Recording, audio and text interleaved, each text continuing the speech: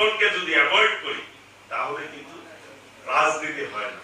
যতবার বাংলাদেশের গণতন্ত্র হোঁচট খেয়েছে ততবার বিএনপি গণতন্ত্রকে টেনে তুলেছে, নেতৃত্ব দিয়েছে। জুলাই আন্দোলন, সেই আন্দোলনের নেতৃত্ব কিন্তু এই জাতির সবাই ঐক্যবদ্ধ ছিল। সেই আন্দোলনের নেতৃত্ব দিয়েছেন বিএনপি ভারপ্রাপ্ত চেয়ারম্যান দেশনায়ক তারেক রহমান।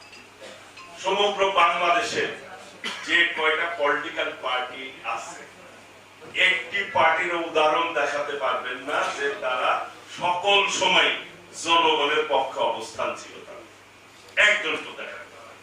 আর বিএনপি একমাত্র দল জনগণকে সঙ্গে নিয়ে সকল সময় বিএনপি নেতৃত্ব দিয়েছে, এই জিয়া পরিবার নেতৃত্ব দিয়েছে। টানা তৃতীয়বার অর্জন করেছে দেশের সেরা সুপার ব্র্যান্ড স্বীকৃতি বসুন্ধরা টিস্যু।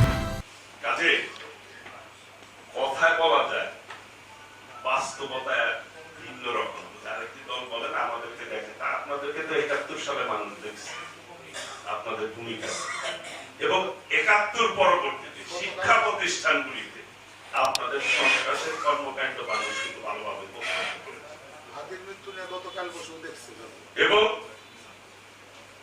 এই যে দেশকে একটি অস্থিতিশীল করা, গোপনে কারোর সাথে মিশে তাদেরকে ক্ষতি সাধন করা, গুপ্তভাবে নিজেদের পরিচয় লুকিয়ে রেখে কাজ করা, এটা কিন্তু ষড়যন্ত্রের একটা অংশ।